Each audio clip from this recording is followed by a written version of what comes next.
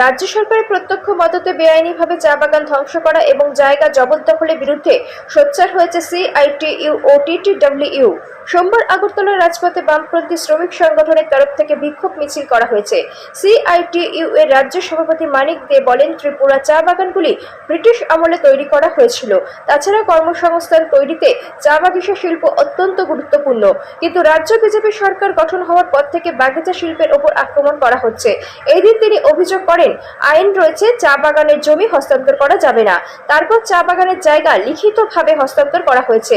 রাতের আধারে বেআইনিভাবে চা বাগান ধ্বংস করা হচ্ছে বলেও অভিযোগ করেন তিনি।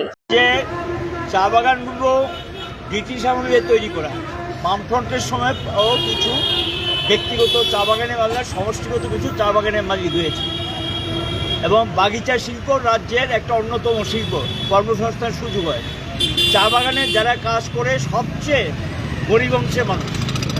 এখানে লক্ষ্য করা গেল, ওরা সরকারে আসার পর চা বাগানগুলো যে জমি হস্তান্তর করা যায় না, একদম পরিষ্কার আইন আছে, চা বাগানের জায়গা অন্য কাজে হস্তান্তর করা যায় না।